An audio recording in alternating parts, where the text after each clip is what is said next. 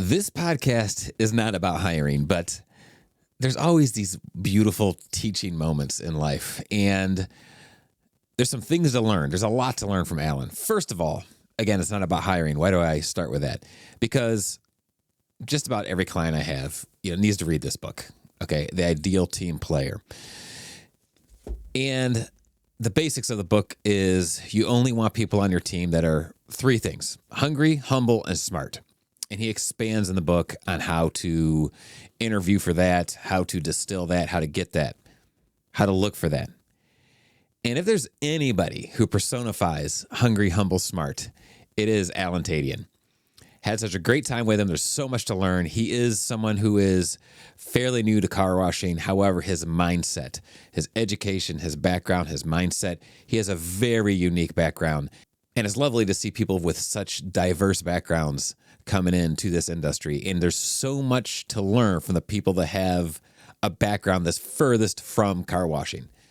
So if you're ever looking to partner with somebody or hire somebody, that can be your accountant, your consultant, or the person loading the cars, or the person frying the fries. Hungry, humble, smart is what you want. Don't let anybody on your team that isn't those things. I'm telling you, I'm saving you a lot of pain here. And if you want to know what that looks like, watch this interview. That's not what this interview is about. We're going to learn a lot of other things, but observe how people think. Observe how people game and problem solve. And I can't think of a better example of someone to observe than Alan. Thank you all for watching. Links below. Here we go. Start then. So I'm here with Alan Tadian. How are you today, Alan? I'm good, sir. How you doing, Jason? That's about time you have me on this thing. Yeah.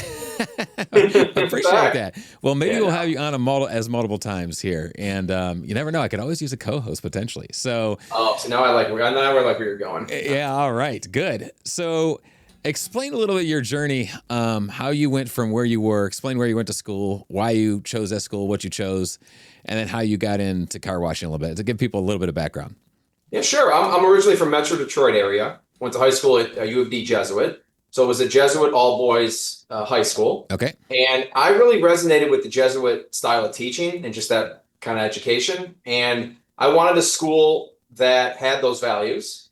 And I wanted to go into business. So I wanted an undergraduate business school. And at the time, I was really interested in politics and government. So Georgetown at that time, for me, which was 2011, seemed like an excellent fit.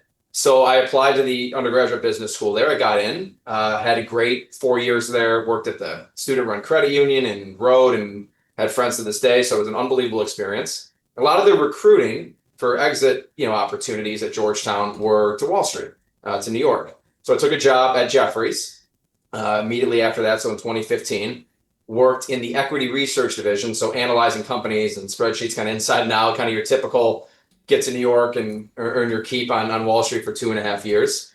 But I figured that corporate environment just wasn't the best fit for me. And I wanted to do something that I thought met what I was good at better, which was kind of an intersection of technology and owner-operator real estate and private equity real estate and financing those types of projects. So there's an opportunity with these two great developers in Brooklyn who were doing all sorts of funky things, apartments and experiential retail and just different projects that I hadn't had experience with. Mm-hmm. And they were looking for a head of the business development and head of investor relations, kind of a two-part role, and met with them, a bunch of interviews, ended up fitting. So worked with them, did a bunch of cool projects out in New York for about 4.5 years. And some of those are still ongoing. But as I said in the beginning, I'm from Detroit. Always knew I wanted to move back home. It was part of just something I always wanted to do.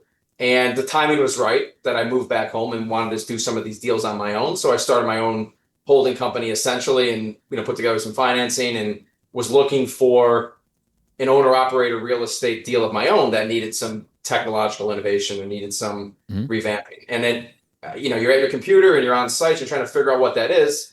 One day, Jason Hayes' beautiful face pops up and he's on site at United Car Wash, I believe. Yep, United Auto Wash. In Ohio. And he's sitting there and he's talking about this machine, and there's a touchless machine, and it's a better way to wash your car. And you can also have monthly memberships, and then this is what they do, and there's no labor. So all these things, I'm like, this is quite an operation. If the things he's saying are true, they got something pretty special here. Why aren't more people talking about it? So Jason, if you've been listening to this podcast, you know what kind of guy Jason is. So I hit Jason up, and he couldn't have been a better guy, and invited me down to Ohio. We saw the factory, the different factories, and the washes, and just doing more due diligence on it, more research. This was something I wanted to do. I wanted to give it a shot. So this is, I want to say, fall of 2023. There was a property available locally where I am. Ended up buying it and putting, guess, my spin on the touchless car washing and monthly membership combination that I had learned from kind of Jason and kind of studying other folks. And then a couple months later, did location number 2 and location number 3, which was in 2024. And from then, there were some technology that needed to be innovated in the space that essentially got some help building and to set ourselves up for what could be an interesting next couple of years. And that's where we are now. I'm sure we'll get into some of that. So fantastic. So Georgetown, and did you go anywhere after Georgetown? I did. So I was in New York. I did a master's in real estate investment in science at NYU. So I did that part-time while I was working. So that was 2.5 years while I was working. So okay, so Georgetown and NYU are pretty prestigious universities. All right. Yeah, they're okay. You know. So you got to have a pretty prestigious education, and then you worked at some, private equity firms, and it sounds like you were doing some Wall Street analysis and that kind of thing. And out of everything, like, did you research tunnels at all because of your analysis background? Okay, so yes, definitely. Researching tunnels and then this model, I love your background because you obviously, again, you have a knack for technology, but you also have a knack for researching things from a different perspective, from a big business perspective. Why didn't you go the tunnel route? Because that was popular, especially at the time. Sorry to interrupt you. Especially at the time you were looking into it. Yeah. Well, tunnels are still extremely popular too. Yeah. If you call any car wash broker, I was talking to a bunch the other day for some recent stuff that we're doing. Talk to anybody around the country, go to the car wash show, right? How much of the floor or the conversation is about tunnels? Oh yeah, 70-80%.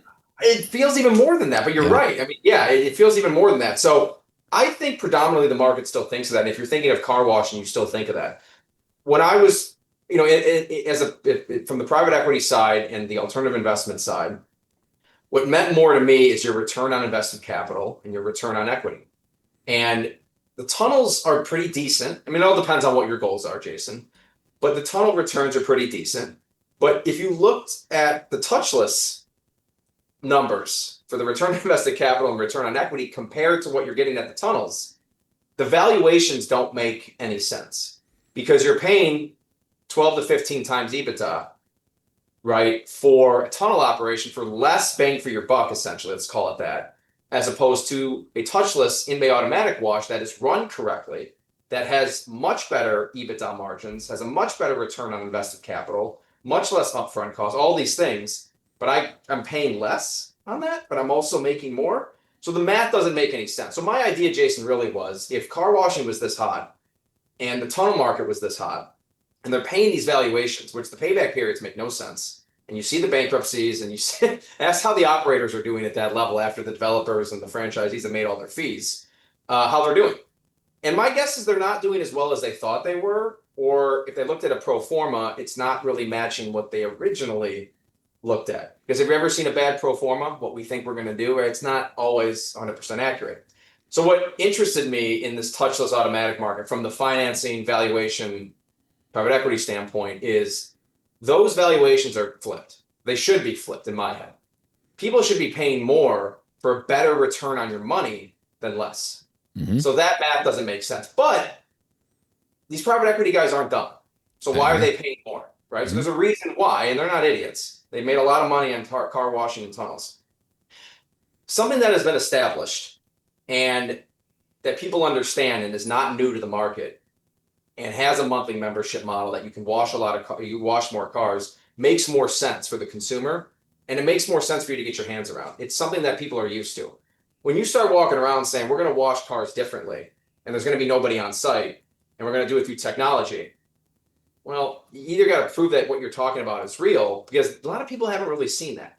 And there are a lot of folks around the country that are doing similar things to what I'm doing, and they're in this market and they've got more locations and they're super successful. I think if you ask for their numbers and you ask for the local tunnel, just ask yourself, if I had $100 to invest in one or the other, I would say 9 times out of 10, you're going to invest in the touchless in-bay automatic. Agreed. Because that you're making more money on that. So Yeah. it's just it's market perception, it's consumer perception. And we hear all the time, like, I've never seen a machine like this. I don't know how this works. And so it is a lot of customer education. But any survey you look at, any market research, any kind of the web scraping that we do, customers overwhelmingly prefer a contactless experience for themselves and a touchless experience for their vehicle. But there's just not good offerings for it, right? Very few machines do a good job. Very few chemical providers do a great job at delivering that. There's not great ways to manage the monthly pass, the customer service. There's a gap in that as well. If you have less labor, right? So there's all these things that you have to fix. But if you execute those, you're giving your customer a better experience than the 5 tunnels that are right next to us. That you just are. You touched on a couple crazy good things. This is fantastic. So one is, and this is who I wrestle with all day long. I wrestle not with the end user because I've already figured that out. I figured I'm always going to continue to learn. I'm not saying I completely figured them out, but I doubled down on listening to the customer the best I could in every sector I've been in. It's the owners. And what you mentioned is you scraped for what the end user is looking for. And the end user is telling you this. And most owners just don't think that because, like you said, the owner perception is everything's this, everything's tunnels, everything's going that way. So it's really interesting that you pulled from scratch. You did your research from scratch of what people are really looking for, what the end user's looking for. But, and this is the other part where you see on the message boards, people try to answer these things black and white, and it's not black and white.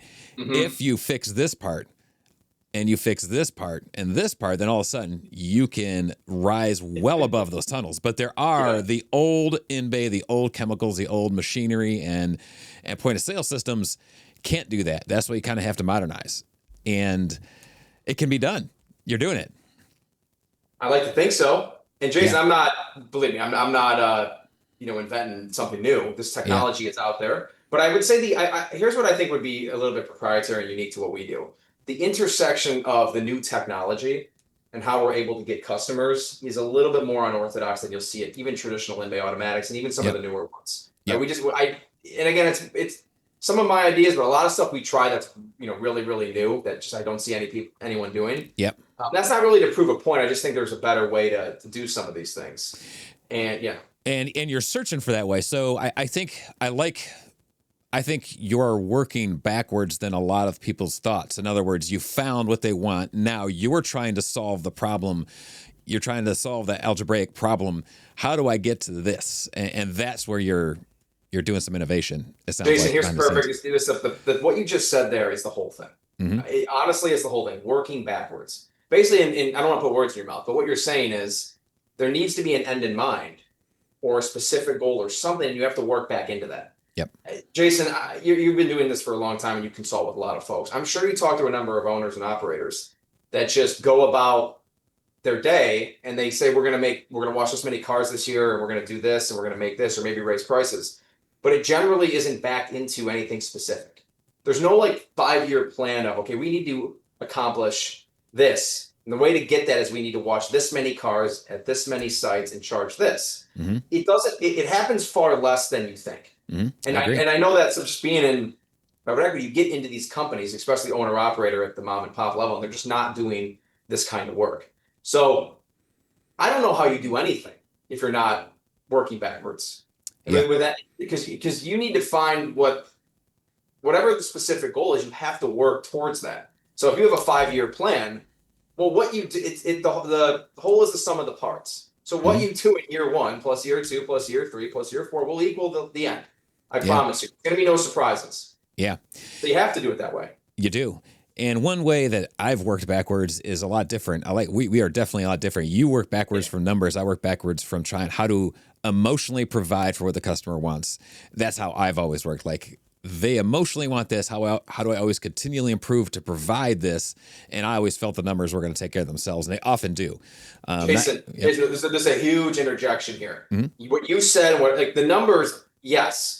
But you have to have the emotional component too. It has to work. This is a perfect example about why you back into the touchless versus the tunnel. Customers want touchless, okay? But the numbers forever said just do the tunnels, you'll make your money, it's safer, right? So how can we back into the numbers and also match the emotional piece about touchless and contactless and customer service and all the things that you've taught me. Yeah. Right. You have to do both. Well, they're not mutual. I don't think they're mutually exclusive. And I see a lot of people be unsuccessful. They pick one or the other. Yeah. Really good partnerships, actually. Like Mhm. if you and I were partners, hypothetically, Mhm. would work incredibly well together because I think we think the same. But we got expertises in slightly different things. I agree.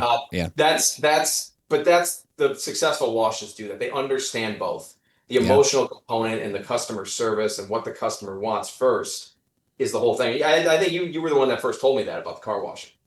Yeah. So. You know, I'm curious, when you were doing some stuff on Wall Street, how often did they really consider the emotional component of whatever sector you were involved in? Did they do that often or not really? Way more so than you'd think. Okay. Yeah, That's way, good way to know. more so. Okay. Yeah.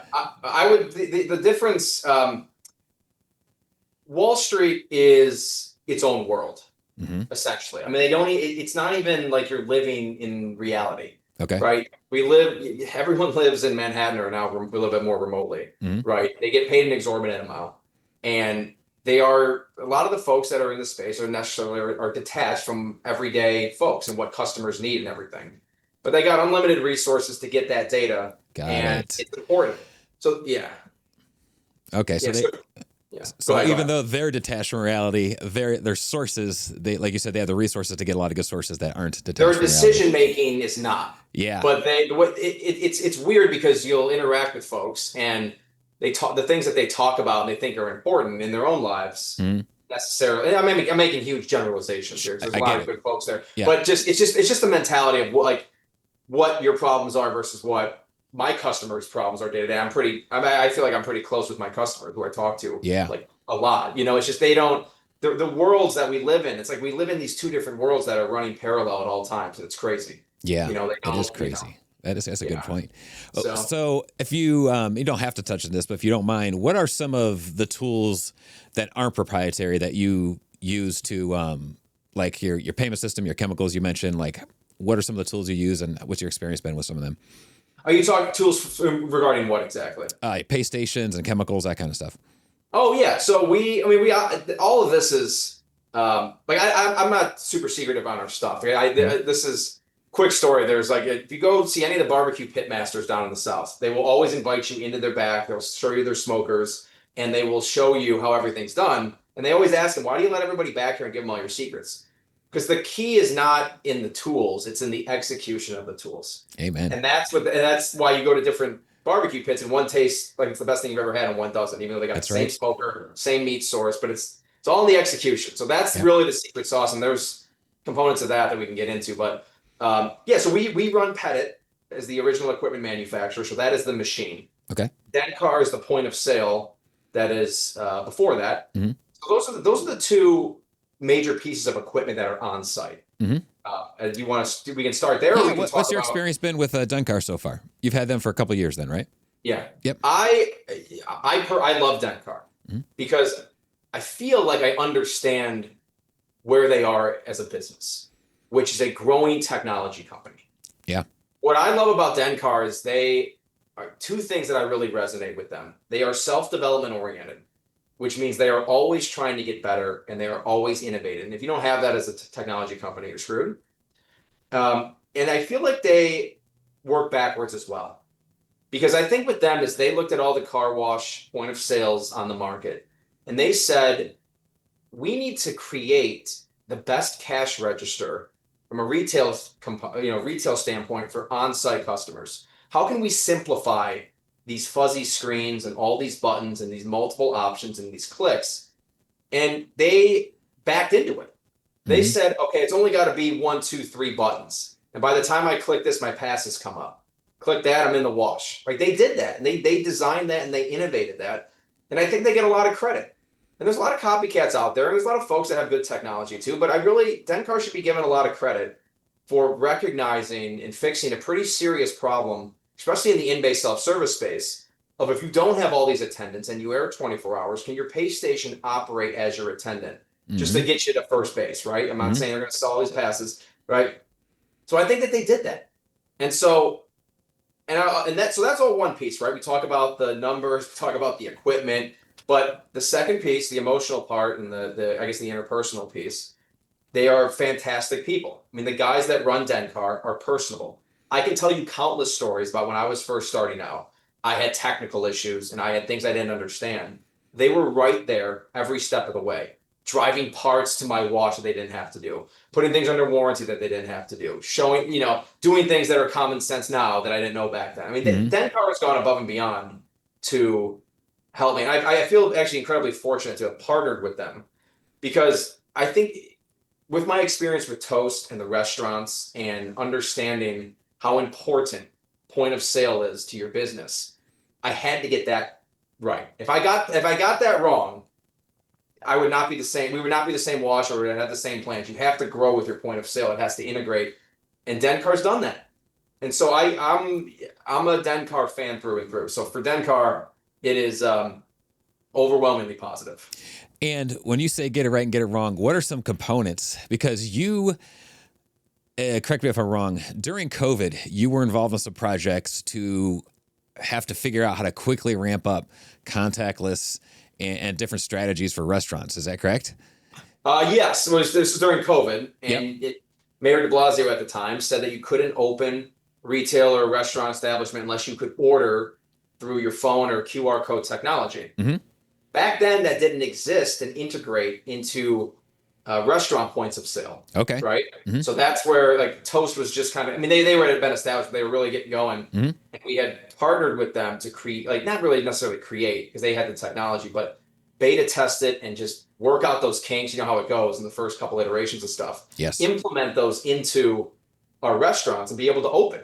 Mm-hmm. And every restaurants around are closed. Yeah. So, if you look at restaurant numbers in New York City during COVID, bankruptcies, everyone's tanking, can't open. We had the opposite. Ours looks inversely related. Nice. Because we were the only ones that were open. Yeah. So that's a perfect example of just utilizing the technology or innovating at the time in order to support your business. So what does getting it right and getting it wrong look like? I'm assuming getting it right is way less clicks and just ultra intuitive as much as possible, and getting it wrong is what people have to think instead of just know. So you took the words. Okay. The words is clicks. So Yep. clicks or taps. You got to think about it in terms of that. For technology, your goal as a retail, for executing retail, is how quickly can I get a customer to, or how few of clicks does it take that customer to see the offering and then actually purchase the offering, Mm-hmm. right? Mm-hmm. So Amazon, it's a perfect example. Yep. Buy one click. We know why that exists. All this information, all your buying information is pre-saved. Yeah. So if you see something you like, you can buy it. It's technically 2 clicks, but you buy it with 2 clicks. Yep. Right. So that is what you should try to be backing into in any retail environment. So for car washing, historically, a lot of clicks, right? Yeah. I think on the on-site for selling monthly memberships, go sign up for a monthly membership at Tunnels and see how long it takes you to do. I used to do it. I still train for it. I still train people to do it. Right? Yep. Dencar, I think on-site has actually solved that already. Yeah. Right? Because you go there, and there's a couple copycats that are doing it now too, but you sign up for a monthly pass right through the pay station. Dencar's got you all set up. They send you the text, you're good to go. That was the online piece of it too, where selling passes online generally takes you 10 plus clicks to do from when you see that digital ad or when you actually arrive on website. So that was what I've spent, I was telling about that gap. That's what I spent a lot of time doing, is essentially decoding the text so we would be able to sell those passes online through digital marketing. Yeah. And a lot of people here, we're not trying to run a commercial, folks. It's important what we're talking about. It's the philosophy we're talking about. And I've been to other pay stations and, we can do this too. We can sell the pay station. Okay. Well, first of all, it's the whole back end that you and I won't even get into about how easy it is to commit fraud with other pay stations, everything like that. And how often LPR doesn't work behind the scenes. We won't even get into all that. The part I want people to understand is even if a pay station could do whatever another pay station could do, Sure. 6, 7, 8, 9 clicks compared to 3 clicks is it's different worlds. And you say you can do this. I know you can do it, but how many people, the percentages for those who have looked at analysis, the percentages of online retail, same with the pay station, it goes down not 5, it's like 20%, 30%, 50%. When you have to keep clicking, people are just out. and they're not going to do it. Yeah, there's a company called Fastly, and the only thing that they do, their entire job. I mean, they have other things, but their primary business is it's called CDN, content delivery. The content delivery network. Their only goal is to make sure the content that you get delivered on the internet is as fast as possible, and they're saving seconds. Yeah, but they can prove to you that those seconds that they save would result in this much more revenue or this many more sales. Yep. So it's speed, and convenience. That's right. If it's fast and it's convenient and it's easy, you're going to sell. It's just, That's it. Yeah. That's it 100%. And that's what we preach here. And we preach it for a long time. It's good to hear someone with a different background that can recognize that. So real quick, we'll ask another tool, because you mentioned you're also cleaning cars faster and you have a much simpler back room than a lot of people realize. You're using less chemicals. Explain your experience with your chemical provider, and how many chemicals are you using total different? Do you know how many SKUs you're using? Well, what I was gonna say is I'm gonna talk about not making this commercial, but it's gonna be hard when I'm gonna talk about Synergy in a second. But I understand that. Yeah, I get it. So let me try not to go too over the top and how much I like them. Yeah. Do you want me? You said how many SKUs? Chemical? Do you know how many SKUs? Yeah, you have chemical you're using by chance? Yes, I do. I believe it's 5. Yeah, that sounds about right. Mm-hmm. Yes, but it's about 5. The reason why I say it like hesitantly is because sometimes it'll change, like salt or some things in there, but it's generally 5. It's the pre-soak and the your Viper and the wax, and I like the rust inhibitor, just kind of really people really care about our underbody and our washes. Yeah, well, you and I are from the same area. So you're Detroit, Northeast Ohio, 3 hours away. People, for folks not watching, this is the Rust Belt, proper named Rust Belt for a reason. It was really named because of all of our manufacturing you and I have to deal with, but it's more because in addition to cars rust out here like immediately. Yeah. So Jason, if you look at the 20 petits, 20 people using Synergy, our chemistry is slightly different. There's a couple tweaks that we found that I can share with you offline that I think are a little bit more effective and have worked better. And honestly, I got a lot of that from our installer who's been doing it for 30 years and worked with the Don Clemmer. We'll mention him for sure. Yeah, but a lot of folks, they take shortcuts. They don't necessarily want certain things, but there's some tweaks you can do to really take it to the next level, even as good as the Synergy chemical is. Yeah, great. My experience with chemicals, similar to a lot of operators, you get solicited by about 20 of them. That's not an exaggeration. Like 20 chemical companies. I'll promise you the same thing. And Jason, honestly, I can. This is the honest God truth. I've run some of the other chemicals through the machine, and they do clean the car. Yeah.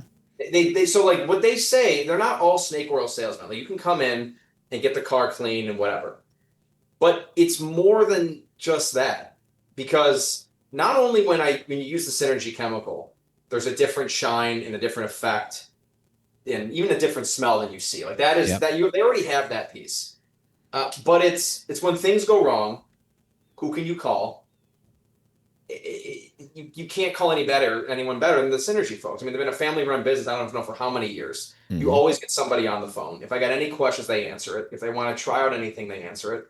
They're always innovating with these new trackers and new soaps, and their stuff is just good. It's sometimes, Jason, like I don't even know how to explain it. You get just a good feeling around being around certain things and using certain products. I just when I see the cars, even the drums, and when the cars come out, I feel good using Synergy. Like these other chemicals, these like super dyed, acidic, harsh chemicals. I didn't even like them in my equipment room. Like staining it gave me the heebie-jeebies. It should. Some of the stuff's in a pretty weird bad. way, right? I know it's not chemistry, but you get such a good feeling with these guys, and like the way the cars come out and how much the customers rave about the shine and all the products that they have. So really comes from that. And of course, we're kind of like a broken record here a little bit, but it's the people that you work with. It all matters when something goes wrong. Who can you call? Well, right? Yeah, and they double down on technology. They're really more almost, dare I say, a technology company as well, because they doubled down 20 years ago, and people don't realize it's not a saying. Like you're in Motor City, we're in Rubber City, and this is the polymer capital of the world still. I thought it was like 20 years ago. It still is the polymer capital of the world, and that's where their consultants come from. So they've doubled down on technology to make it clean better ultimately. But in addition to that, it is safer. Everything's a little bit fresher and safer for everybody involved. And we're very grateful for the technology. This is, between you and I, this 3-hour difference here. We are the car wash capitals of the world. Northeast Ohio, Detroit. I mean, there's not more car washing. I'm right by DRB and all these other companies, and you're by Motor City and a couple other companies. So it's crazy. Right. We are in Car Wash Central. You have $3 car washes close to you. You have giant tunnel chains. There's car washes everywhere. Jason, also too, we'll get into some of this later, but I like clear differentiators with my car wash versus other car washes. Yeah. So if it's friction tunnel versus 100% touchless, or if it's takes you 5 minutes to get a wash or 3 minutes, or I want very specific differences I can point to. Synergy is great for that because you got the safe polymer-based premium chemicals versus the harsh acidic chemicals, which the majority of them are. So it's such an easy distinguishing. And our whole thing was where we say protect your paint, wash touchless. Protect everything, and this is why you wash touchless. Well, so what's going on in your car then? Well, it's hot, soft water and it's chemicals. Well, what are those chemicals? Those chemicals better be darn good if that's all that's going on in my car, because they don't have the friction to help them. That's right. You have to nail that. It's only chemistry. Yeah. So you've, in some ways, your first wash has more challenges because you went touchless. What are some things completely unexpected when you got into this from your background? For other investors that want to get into this, what are some unexpected things that you ran into you just didn't expect to be as a car wash operator? Oh gosh, that could be a million things, but I honestly would say nothing's really as big a deal as it seems. Okay. I think in especially when you only have one location and like something's broken or something's not working, you think your whole world's falling apart. I think when it first starts. That's true. And it's not that big of a deal. And like if you get a bad review or a customer says a bad thing, as long as you are consistent and I don't mean this lightly, if you're at it every single day after day after day, and you're just working towards, you will get there. Like it's just, no matter how dark it looks, you will get there. So I think I think sometimes car wash people that, like, if they get into the space, you think that you're going to start making great residual returns right off of the bat, and it's a passive investment. It's much more active than you think, and that's I look at that as a good thing. Okay. Because I think there's way more opportunity to differentiate yourself and to get customers and to retain them than they may be advertised. Right. Yeah. And again, Jason, goes back to this. It all depends on what your goals are. Yeah. If you want to just take a chunk of money and invest it, make X amount of return, you don't want to give that much time to it, there's a limitation you can, have there. Or if you have different goals, it's going to require more active management. So I would say it's just much more hands-on active than you might think. Yeah, that's a good statement. And investors need to hear that, because these equipment companies can sell it. They're even selling tunnels to, you just set it and forget it and don't worry about it. It's not even remotely close to the truth. And even you have actually some of the most reliable automated equipment, and even for you're at it every day. So it is really good for people that aren't car wash owners watching this. Now you got to stay at it. Now there are better practices and worse practices to make it easier on yourself, but you have to be at it. Have you ran into a lot of seasoned wash owners that ever visited you, and have you had much interaction with other wash owners who've been doing this a while? Yes, I have. Okay. Yeah, Jason, I'm the new kid on the block. Yeah. Right. I'm 33 years old. I got all this fancy technology. Most of the operators and owners, they look at what I'm doing and think it's overkill. You may not need to do all this. Why are you doing all this online stuff? Why they got these fancy ads? So they don't say it from a place of disrespect. They just don't understand. Yeah. Right. And they do things so incredibly well that I've taken from them. But with the changing demographics and where consumer behavior is going and how people buy things, it's just going to change. It's not going to be the same business it was 5 years ago or even 10. Yeah. There's things right now that we could talk about in car washing that 5 years ago you would never recognize today. And 10 years ago you wouldn't recognize this. Those things. So what are those things that are changing? How can we be ahead of those? And I also think, Jason, it's where you are in your business cycle. Right, I'm 3 locations in, not even year 1 at numbers 2 and 3, or not even year 1 to 2 in those locations.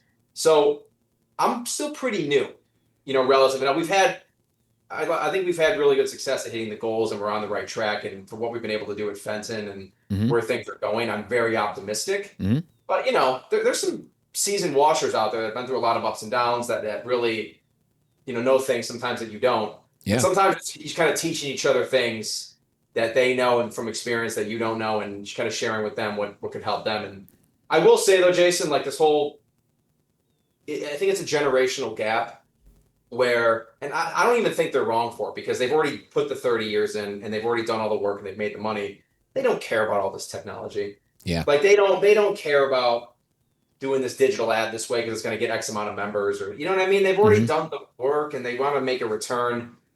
But I feel like we're doing something totally unique and super innovative in a space that really hasn't had any of that from the consumer and the wash side in a really long time. Yeah. So, yeah. Yeah. That's interesting. I think another thing is there's been different seasons of where maybe Facebook or Google, when it first ramped up, and there's different brokers that came in and say, hey, you got to try this, you got to try this. They didn't get the ROI on it 10 years ago or even 5 years ago. So I've tried that. I'm giving up on it and not really worried about it. And now that that's even changed, I was talking to one of our developers that do web, and they were explaining, hey, guess what? I'm not going to give away all my secret sauces either, but like this has changed in SEO, search engine optimization. This part has changed completely in the past 3 months. And people don't want to think it's a big deal. It's still a big deal, but it's just shifted on how you apply it. And if they didn't have those ROIs in 10 or 5 years ago, they're still painting it with the same brush, which I get. If you don't have much experience in it, I get it. Like, why would you work on Facebook again or this or that? Yep. So if they don't physically see the ROI on it, I don't think a lot of older owners see what awareness does to the local community car wash. Sure. That's something I've doubled down on with, getting out there, doing fundraisers and awareness with the local people. Yep. And also, they're not in the same boat as someone just starting out. If they have some equity in their place, they're also not as urgent, because they may have been doing it 10, 20 years. They don't need to hustle today because they have a little bit of a padding there. But I think some of them are going to get hit hard because, as I've said many times, you get a dip in the economy with all the saturation. Things can go south fast if you're not alpha in the space. That's what I think. You're 100% right. Touch on a lot of things too. If somebody asks you why they should go to your car wash versus the other 5 tunnels that are next to you, and you don't have an answer in 15 seconds, that's, not word explained, but it's convincing and it's real. Yeah. It has to be a real explanation. And if you don't have that answer, it doesn't mean that you're doing something wrong, but you need to figure out what it is, because that's what you need to be focusing on. Yeah. And even in social media, like they want to talk about their 15 different offerings. Well, the consumer doesn't have the capacity to understand 15 offerings. They have the capacity to maybe understand 3, maybe. You're probably going to start with 1 or 2. Yep. And you keep re-emphasizing those over and over and over and recycling them. But if they're real, right? Like if, for us, it's first wash free. Our goal is to get you on site. Yep. So what's the easiest way to do that? We think giving you a free wash is the easiest. Yep. Then we want you to sign up for a monthly membership. Well, you got to discount the monthly membership, give them incentive to do that. So our first month is $5, right? And then we can we have all these other offerings, Jason. All these things, I go 15 things down of bundles and family plans and discounts here. But that's not you need to start the conversation by, come try our wash. Do you like the thing? Yeah. Okay, you like it? Try our monthly pass. It's only going to cost you $5. No harm, no foul. Yep. Right. And then once they go through that experience, they keep coming on site, then you can reintroduce them or, show them things that they don't know about. Hey, do you have a second vehicle? It's 50% off here. Hey, you maybe want to do a wash bundle, which we do buy 4, get 1 free if you don't like the monthly plan. We do this. We talk about the free vacuums and the mat cleaner and the self-service. So there's all these things you can that's all retention, right? There's a difference between customer acquisition and then retaining that customer. And those you have to be doing those at the same time, or you're just going to be signing people up for free washes at $5, then they leave. Yeah. Get the other promotion. But how do you keep them there? And folks will usually look at one and not the other. You have to look at them both together and do them simultaneously. You know who I think did that better than anything? And when I was helping, personally grow a wash a while back, I just modeled a lot off of Planet Fitness. Yep, studs. Yep.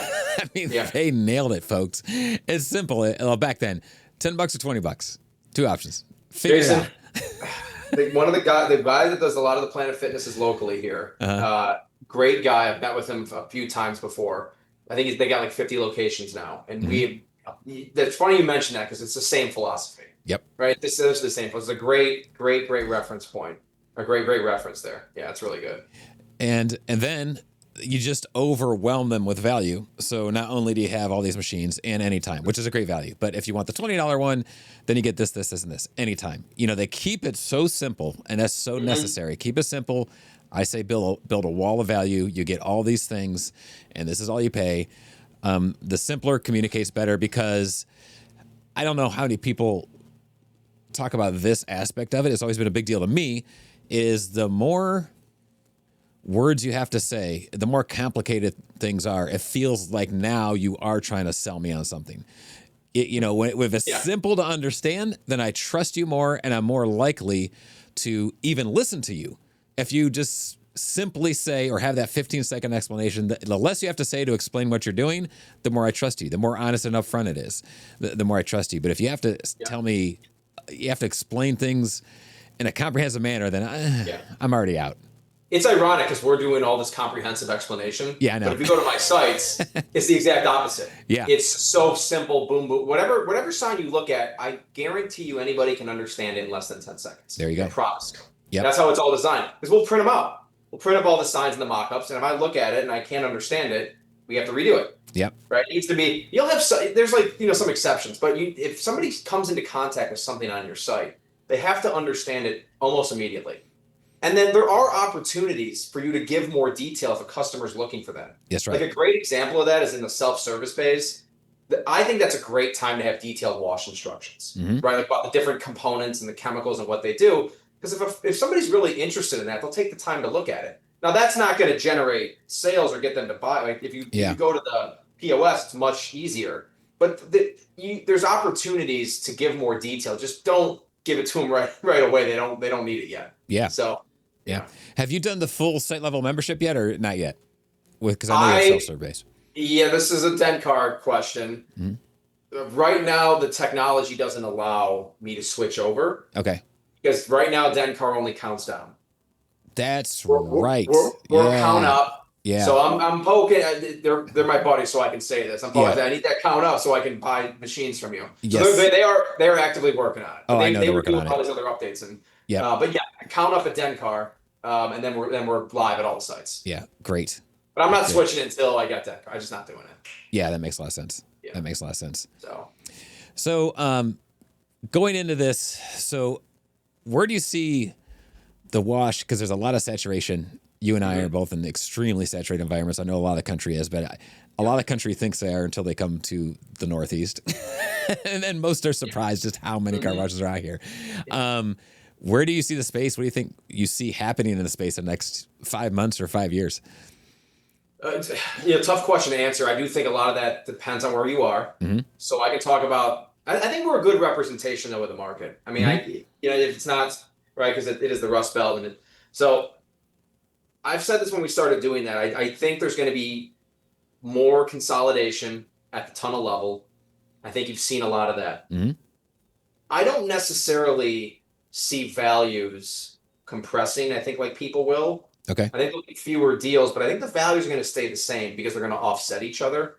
I think these bigger private equity chains are going to pay slightly higher valuations to get the real estate and the locations and to get get the network. We have a very prominent group in Metro Detroit, Jax. The premier tunnel guys. They had a private equity event a couple of years ago. They've been buying up a ton of washes. They've been buying washes like wildfire. And what they're really doing is dominating premier locations. So you have maybe a tunnel that has 5 locations or 10 and they're right by.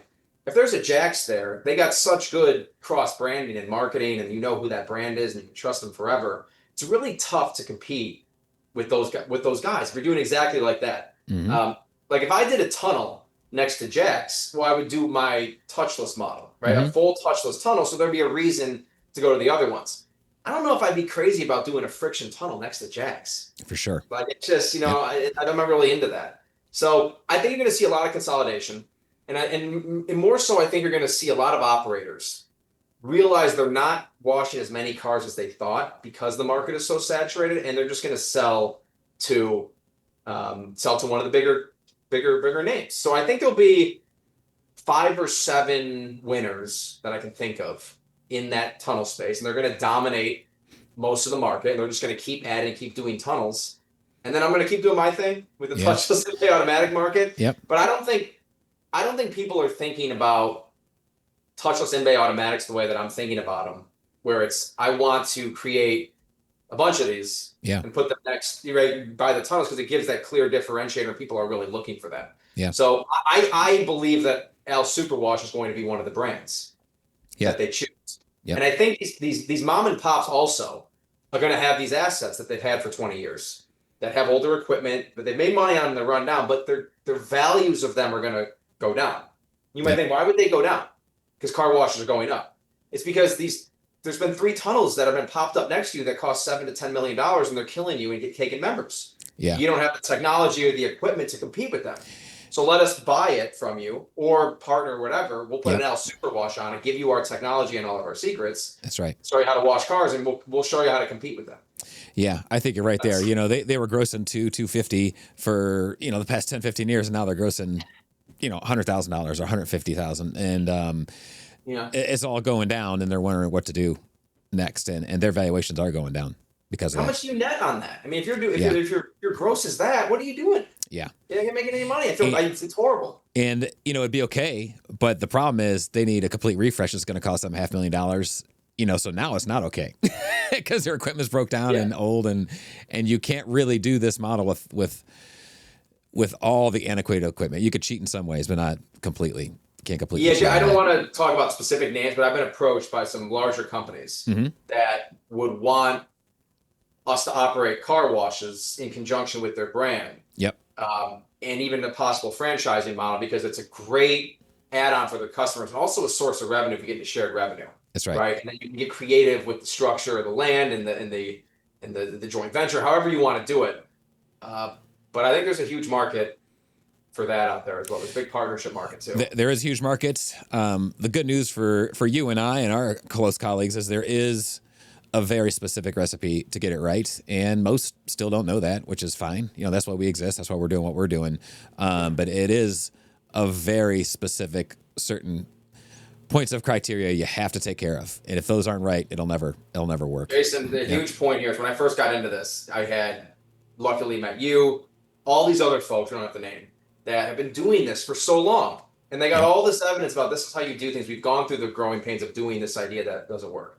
And I think a lot of guys in my position, Jason, and I'm not trying to give myself a compliment, but they'll just think that they know better than everybody else. Yeah. It's like, why don't you listen to the folks that have done it?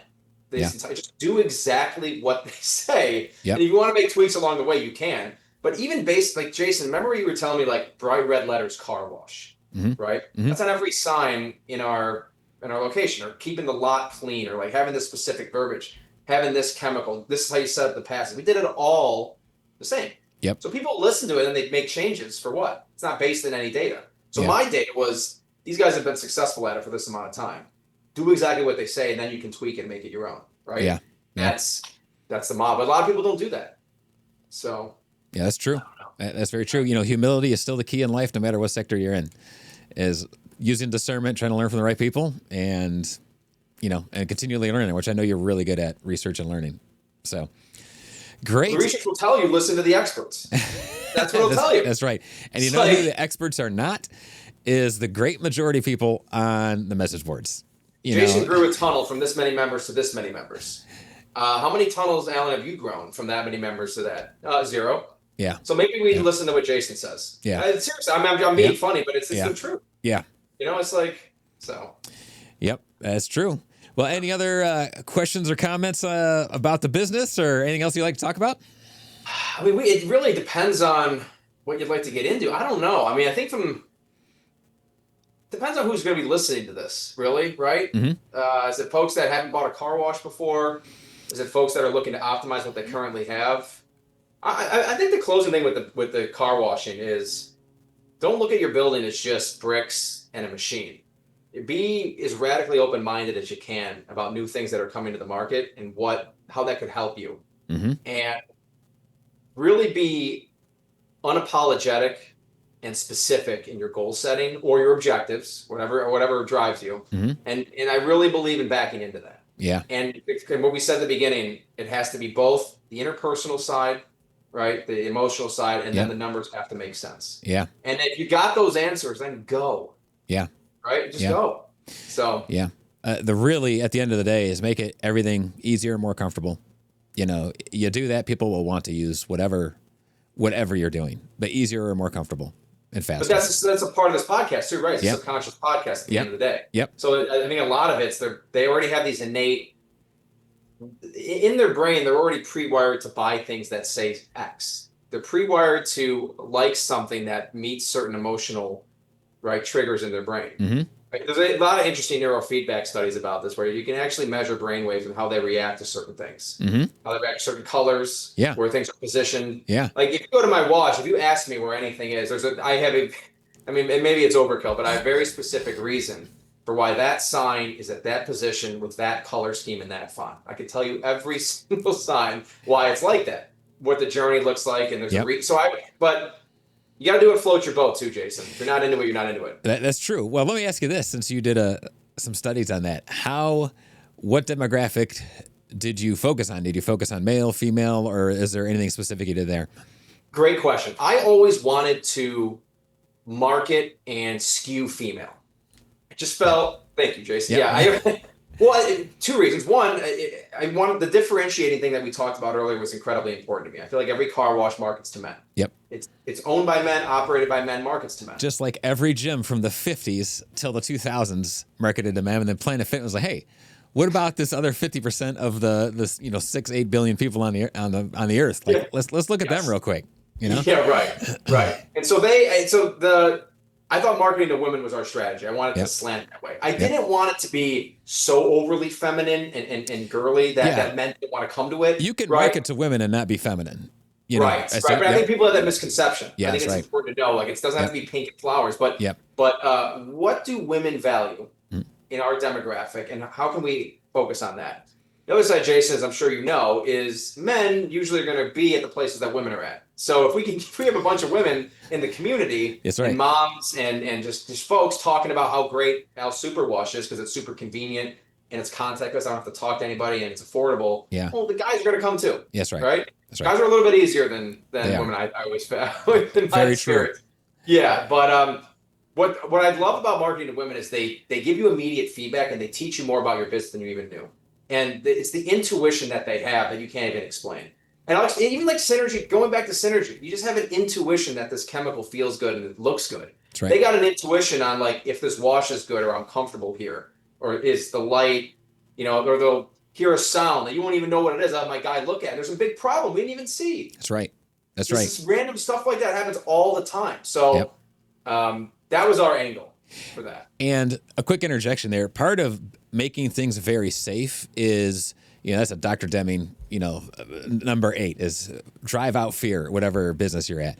And especially for females, when you have a very safe place, even your signage is safe, and you allow them to safely communicate what they didn't like, and you don't try to teach them different. No, it's because of this. Just listen and let it absorb. It's going to take us guys, a little bit longer to think about, that doesn't bother me. Why would it bother them?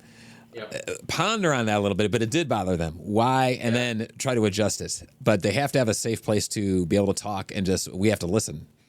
Even basic thing like I'm so into making sure my site is so clean and so crisp, and there's never trash hanging out. With the exception. And you may think it's not that big of a deal, but this is male and female. If you see something dirty at a car wash, you're going to a place to get clean. Yeah. So this goes to your subconscious thing. Why would I want to bring something that I need to get clean to a place that's dirty? That's it right. Doesn't make any sense. That's right. So I go nuts if there's like a bottle in the middle of the bay, because then somebody goes up and sees it, and it's, you know what I mean?